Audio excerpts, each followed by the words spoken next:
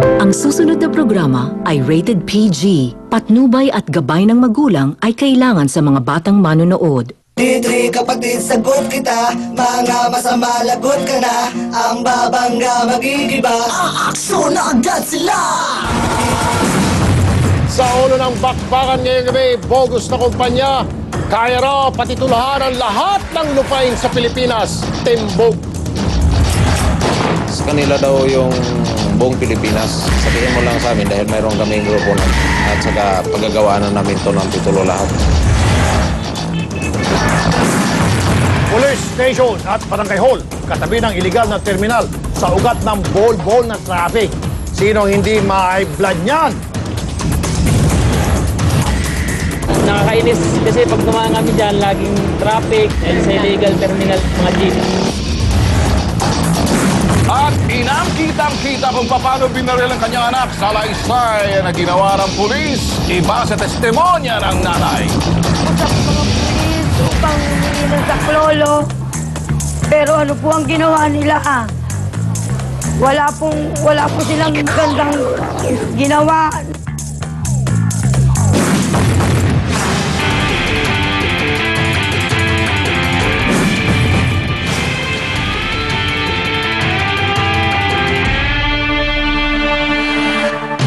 Dahil wala silang nagkasang mga oras kung may song.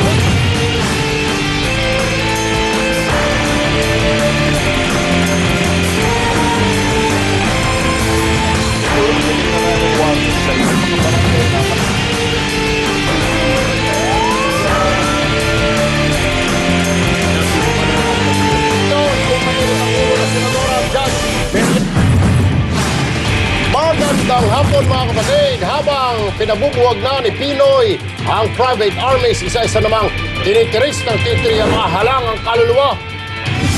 Itutuwid namin ang daan ng mga naliligaw ang landas. Ang ayos sumuko, sibak serbisyo o pagsak sa kalabkoso. Kaya mga tol, sumunod na lang kayo sa landas ng programang ito. Ang haharang sa ating daan, pupulbusin. Sabakbaka na! Andito po sa ating studio ngayon si alias Marisa mula sa General Trias, Cavite. Noong Lunes ay binaril po ang kanyang anak na si... sa harapan mismo ni Nanay Marisa. Oras pa lumipas bago responde ang polis sa crime scene. At kahit nagbigay ng salaysay si Ali Marisa para ituro ang salarin, malayo sa kanyang nakita ang itinipe ng polis na may hawak ng kaso na si SPO1 Leo Ramos Bayot. Trapo raw kasi ang mga pulis sa lugar ng suspect kaya nakabaril prenteng-prente pag-alagala pa rin sa lugar. Magandang hapon. Ang anak niya, Tol Ben, si Regine Hill Pakita. Ayun! Kasi kanina nakalagay dun sa script, blank. Blank. Okay. Sige, Rafi. Hindi, ikaw na. Okay. Ay, kakausapin natin ngayon sino to? SPO1 Leo Ramos. Hindi, si Ma'am muna kung paano anong reklamo niya. Bakit nandito tong Ma'am! Tira Ma'am, sige, pakikwento yung inyong reklamo. Ang nireklamo ko po si STO2 Leo Ramos Bayot. Bayot! Bayot sa Bisaya, iba eh. Bakit? Okay, sige, bakit yung po nireklamo? Kasi po, nung nagpa-statement po ako sa kanya, ang sabi ko po sa kanya, nakita kong pinatay mismo nung suspect ang aking anak. Bakit po nung nabasa ngayon yung statement, hindi ko daw po nakita. Ay, binago niya. Binago po niya. Tapos yung po mga sagot kong opo, ngayon po, hindi po. Ay, yung opo, ginawa niya hindi po, binabaliktad niya. Opo. Yung nakita mo, hindi mo nakita. Opo. Aba, edi kausapin natin si Bayot. SP1, Bayot, Bay. Mayong hapon, Bay. Magandang hapon po. Bayot, mayong hapon, Bayot, Bay. Mayong hapon. Okay. Ay, Tagalog pala ito si... Tagalog. SP1, sir. Andito po ngayon itong... Si Aling Marisa. Si Aling Marisa, kamag-anak niya po yung si Regine Hill Pakita, yung pong anak niya po yung binaril. Bakit po yung nung kinunan niyo siya ng statement, sinabi niya na nakita niya. Ngayon, pagdating po doon sa tinipe mong report, nilagay mo na doon na hindi niya nakita. Yung opo na sagot niya sa inyo, Hindi. binaliktad mo, sinilagay mo hindi po. Ba't ganon, sir? Pinabaliktad mo.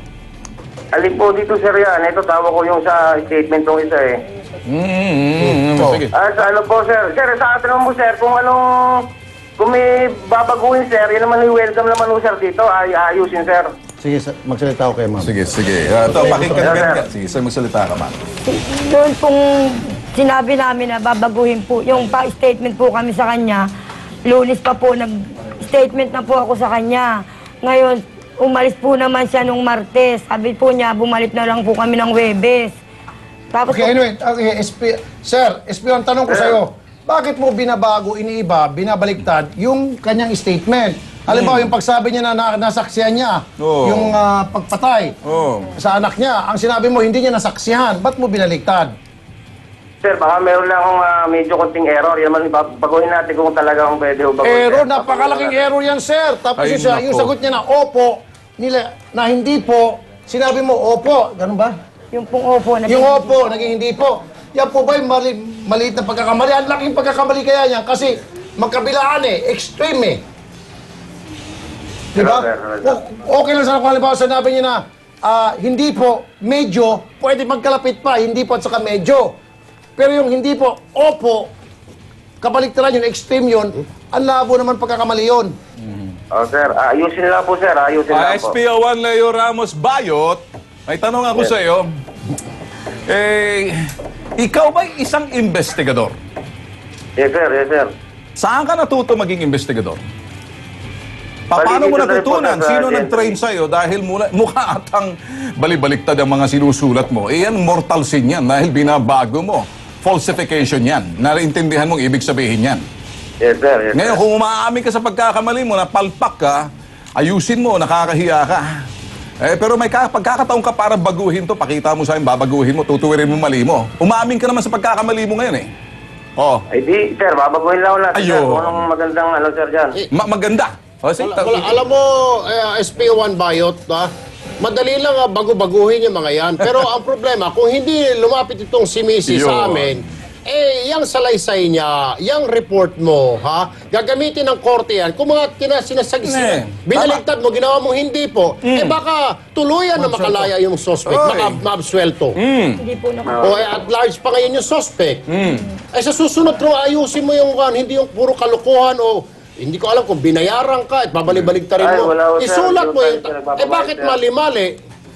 SPO1 Leo Ramos, yun daw yung suspect, tropa nyo raw. Hindi Ayun! ko po, sir, kilala ho yun.